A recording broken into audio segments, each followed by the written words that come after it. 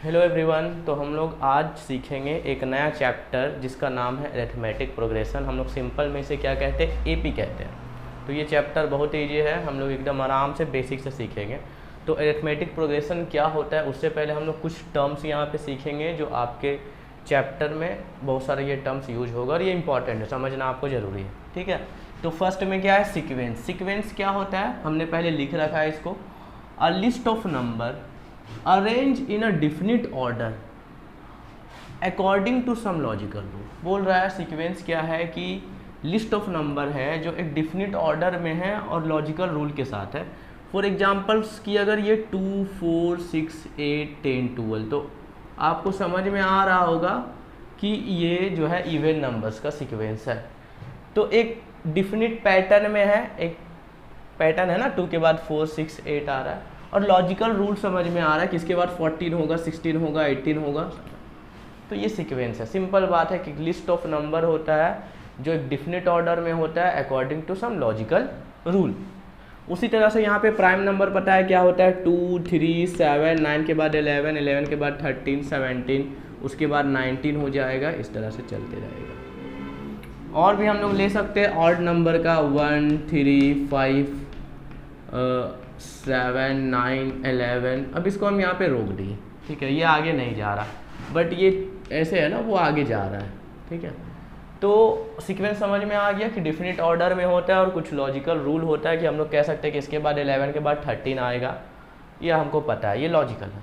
तो इसमें ठीक है ना, तो सीक्वेंस भी दो टाइप का होता है। एक होता है इनफाइनाइट, क्या होता है, इनफाइनाइट सीक्वेंस, जिसमें अच्छा ये जो सीक्वेंस इतना सारा लिस्ट ऑफ नंबर है ना, इसको हम लोग टर्म्स कहते हैं। ये 2 टर्म्स है, 4, ये 6 क्या है, टर्म है, ठीक है ना, ये 8 क्या है, टर्म है, क्लियर ना। तो ये टर्म है।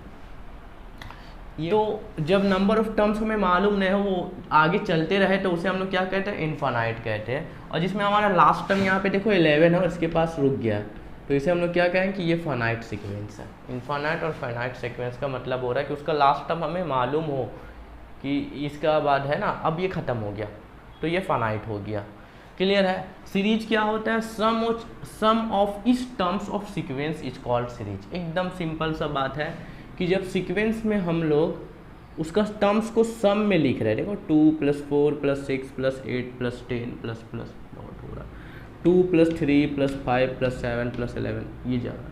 तो कुछ नहीं कि जब सीक्वेंस का टर्म्स को हम लोग सम में लिखते तो वो सीरीज कहला जाता, और कुछ नहीं। ऐसे कॉमा कॉमा रहेगा तो सीक्वेंस और प्लस में रहा तो सीरीज।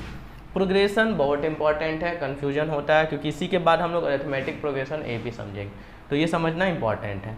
ठीक है, the sequence that follow a certain pattern, क्या बोले कि वैसा सीक्वेंस पता है क्या होता है, definite order, logical rule. The sequence that follows a certain pattern is called a progression. इसमें बोले डिफरेंस क्या है भाई, सीक्वेंस भी सेम लग रहा, प्रोग्रेशन भी, क्योंकि ये भी एक सर्टेन पैटर्न में होता है।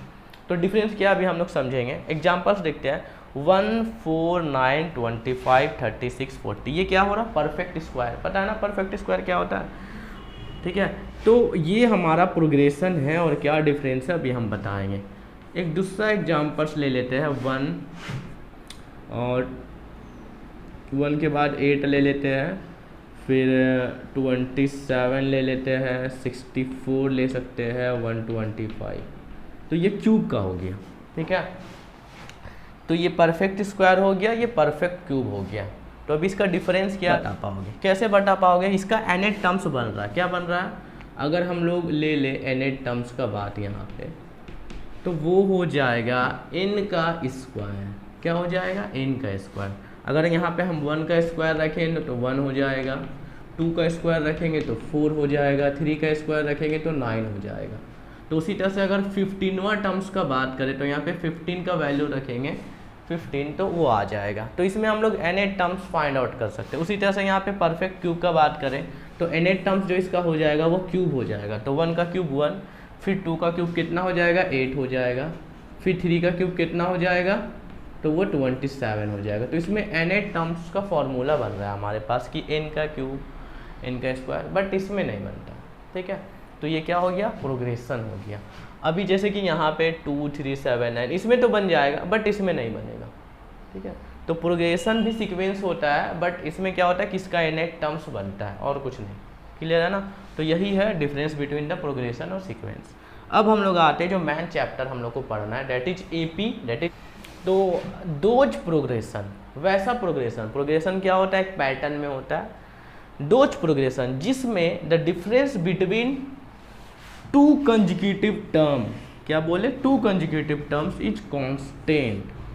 ठीक है, इन अदर वर्ड्स में next term is obtain by adding a fix number two its previous term. For examples 10, 5, 10, 15, 20, 25, 30, 35 and so on. ठीक है, फिर यहाँ पे 3, 7, 11, 15, 19, 23 क्या है अभी बता रहे कि बोल रहा है कि वैसा प्रोग्रेशन जिसमें दो कॉन्जिक्यूटिव टर्म्स का डिफरेंस जो है वो कांस्टेंट होना चाहिए। कांस्टेंट का मतलब पता है फिक्स नंबर। तो अगर हम ये दोनों का बात करें तो ये दोनों का डिफरेंस कितना है? 5 है। 20 और 15 का डिफरेंस कितना है? 5 है। 25 और 20 का डिफरेंस कितना है? 5। 35 और 25 का डिफरेंस, 30 और 25 का डिफरेंस कितना है? 5। 35 और 30 का डिफरेंस कितना? 5। तो यही बोला कि डोज प्रोग्रेशन जिसमें the difference between two consecutive term, consecutive मतलब लगातार, उसके बाद है ना, इज कांस्टेंट। तो यहाँ पे 5, 5, 5 सब में आ रहा है। या फिर दूसरा डेफिनेशन एक और, दोनों का मतलब वही है। Next term is obtain by adding a fix number two its previous term. इसका मतलब कि अगर हम 10 में 5 ऐड करेंगे तो 15 आएगा, फिर 15 में 5 ऐड करेंगे तो 20 आएगा, फिर 20 में 5 ऐड करेंगे 25 आएगा, फिर 25 में 5 ऐड करेंगे तो 35 आएगा। क्लियर है? समझ में आया बात? दोनों डेफिनेशन समझ में आया कि कोई भी दो कंजुगेटिव टर्म्स का डिफरेंस फिक्स होना चाहिए, कांस्टेंट होना चाहिए, या फिर कि अगर कोई भी प्रोग्रेशन है उसमें पीछे वाला टर्म्स को एक फिक्स नंबर को ऐड करेंगे तो हमारा नेक्स्ट नंबर मिलेगा। ठीक है, नेक्स्ट टर्म मिलेगा, माफ कीजिएगा। यहाँ पे देखिए 3, 7, 11 ये दोनों का बीच का डिफरेंस कितना है? 4। इसके बीच का डिफरेंस 4, इसके बीच का डिफरेंस 4, इसके बीच का डिफरेंस 4, इसके बीच का डिफरेंस 4। या फिर अगर 3 में 4 जोड़ेंगे तो 7, 7 में 4 जोड़ेंगे तो 11, 11 में से 4 जोड़ेंगे 15, 15 में से 4 जोड़ेंगे तो 19। तो ये है एपी कि कोई भी दो कंजुगेटिव टर्म्स का डिफरेंस क्या होना चाहिए? वो होना चाहिए फिक्स नंबर, कांस्टेंट नंबर। उसे हम लोग कहते हैं कि वो एपी में है। क्लियर है? समझ में आई बात? हमने क्या सीखा? हमने सीखा एपी, अरिथमेटिक प्रोग्रेशन। क्या होता है? हमने समझा कि कोई भी दो टर्म्स का डिफरेंस जो है वो फिक्स होता है, या फिर उसका नेक्स्ट टर्म पीछे वाले टर्म से और फिक्स नंबर्स को ऐड करेंगे तो मिलेगा। एग्जाम्पल से बात कर रहे थे हम लोग, जो एक 10, 15, 20, 25 में 5 ऐड करेंगे तो 30, 35, 40 एंड सो ऑन, ये चलते रहेगा। ठीक है, ये इनफाइनाइट एपी है क्योंकि इसका आगे ये चलते जा रहा है। क्लियर है ना? तो ये हमने समझा था। अच्छा, वो जो फिक्स नंबर है, ये दोनों के बीच का डिफरेंस 5, ये दोनों 5, 5, सब का डिफरेंस जो है वो 5 आ रहा है ना, 5 आ रहा है। तो इस फिक्स नंबर को 5 को हम लोग कहते हैं कॉमन डिफरेंस। क्या कहते हैं? क्योंकि डिफरेंस है 5 और वो कॉमन है दोनों के बीच, इसलिए हम लोग कहते हैं 5 इज द कॉमन डिफरेंस। इसको हम लोग पूरा चैप्टर में डी बोलेंगे। क्या बोलेंगे? डी। ध्यान रहे ये बात, पूरा चैप्टर में हम लोग डी बोलेंगे। तो ये कैसे आता है देखना है कि कॉमन डिफरेंस जो आता है वो ये फर्स्ट टर्म है, सेकेंड टर्म से, इसका इस तरह से हम लोग लिख सकते हैं कि A1, A2, A3, A4, ठीक है ना, इस तरह से हम नाम दे सकते हैं। क्योंकि हमें अब मालूम नहीं है कि वो 10 कौन सा AP है, तो इसको हम लोग generally A1, A2, A3, A4 लिख सकते हैं। तो कॉमन डिफरेंस जो आता है A1, A2, A3, A4, A5 से लेकर के हम nth टर्म्स लिख लें कि nth टर्म्स, तो वो आता है A2 माइनस A1, है ना, आगे वाला टर्म्स माइनस पीछे वाला टर्म्स। क्या बोले? Next term, next term minus previous term, ये ध्यान रहे, ठीक है। तो क्या होता है A2 minus A1, A3 minus A2, A4 minus A3, इस तरह से। तो अगर AN रहेगा तो AN माइनस 1 रहेगा, या तो AN प्लस 1 रहेगा तो माइनस 1। तो हम लोग इस तरह से इसको लिख सकते हैं कि अगर AN प्लस 1 है, AN प्लस 1 का मतलब है कि अगर n का वैल्यू 2 है तो यहाँ पे A2 प्लस 1 हो जाएगा 3 माइनस A, और n का वैल्यू 2 रख दिए।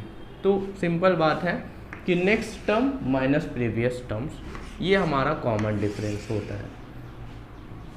क्लियर है? तो common difference is equal to next term minus previous term से हम लोग ये समझेंगे।